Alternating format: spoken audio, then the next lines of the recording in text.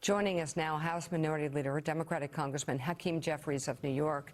Thank you very much for coming on the show. I want to ask you about that. We have a lot to ask you about that, but I first would like to ask you about the story we just covered before the break that played out in Boston, where migrants, people who walked legally down the road, the long, hard, expensive road to citizenship, only to have it yanked away at the last minute because they were from certain select countries. That, along with the fact that later in the show we'll be covering a report from Amnesty International about the depraved conditions at Alligator Alcatraz.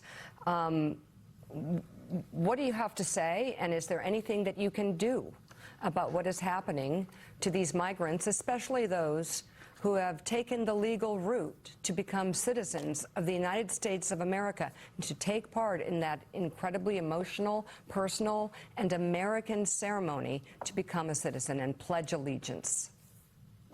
Well, good morning. It's great to be with you.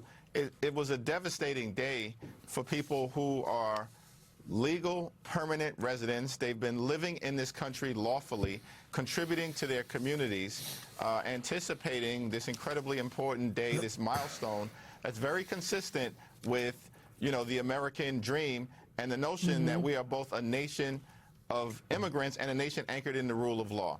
Did everything right, but this is an example of the continued cruelty that Donald Trump and his administration are inflicting upon the country, and the American people are rejecting it all across America, and we just got additional evidence of that with a Democrat winning the mayor's race in Miami and a heavily immigrant community last night for the first time in almost 30 years. And President Trump kind of gave away the game during that speech yesterday in Pennsylvania as these immigrants from Haiti, legal immigrants from Haiti and Cuba, are being pulled out of lines, saying, why don't we have more immigrants from Norway or Sweden? We'll let you process that for a moment. But let me ask you more specifically about the message, or at least the intended message, of that event from the president in the Poconos yesterday.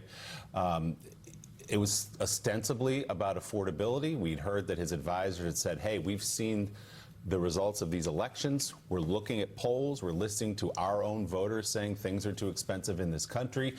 And then the president goes out and hands you another political gift by mocking the idea that affordability really is a crisis in this country. What did you make of his remarks yesterday? It's incredible that Donald Trump continues to put forth this lie to the American people that the affordability crisis in this country is a hoax or some type of Democratic scam. It's very real. And the American people know it. The cost of living in this country is far too high. Housing costs are too high. Grocery costs are too high. Utility bills, particularly electricity bills, are too high. And we know that health care is a system has been broken, particularly by these Republicans, and now they refuse to extend the Affordable Care Act tax credits, which means for tens of millions of people, their health insurance costs are about to skyrocket, in some cases $1,000 or $2,000 increases per month. It's all unsustainable. The American people want us to work together to drive down the high cost of living. Donald Trump and Republicans have zero interest in doing it because they're too busy enacting massive tax breaks for their billionaire donors. Leader Jeffries, let's shift gears here and talk about these strikes of alleged drug boats off the coast of Venezuela, in particular the one on September 2nd that has received so much scrutiny because it was hit multiple times and there were survivors seen clinging on the side of the boat. There was a Gang of Eight briefing yesterday. You participated in it. Defense Secretary Hegseth, Secretary of State Rubio, Chairman of the Joint Chiefs of Staff Dan Kane, others were involved. Tell us, as you can, what you heard yesterday. Did you see that second video? Did you have some of your questions answered? If not, what remain?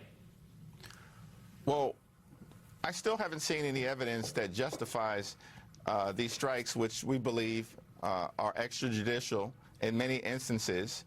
We're still trying to determine the basis of the authority for carrying out these strikes that have been taking place and the overall rationale in terms of promoting the safety and the national security of the American people.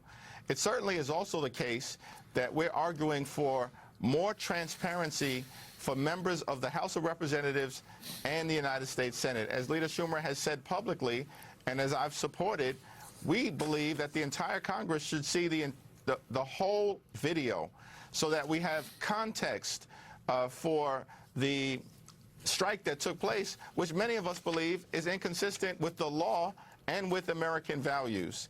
And the other point that I think we've made repeatedly is that this administration continues to think that the Congress is nothing but a wholly owned subsidiary of the Trump cartel. It is not. My Republican colleagues function in that fashion, and unfortunately, they have undermined the ability of Congress to serve as a check and balance on an out-of-control executive branch, which was one of the most important parts of the Constitution in terms of how the framers constructed our democracy. So we're pressing for a full briefing of the entire Congress on the issues related to the strikes occurring off the coast of Venezuela, as well as some further clarity and information on where we're heading in terms of the Russian aggression that continues related to Ukraine. So, Congressman, you were just talking about the Affordable Care Act subsidies and the likelihood that they might disappear for a lot of people who would then go either without health care or go bankrupt trying to continue health care.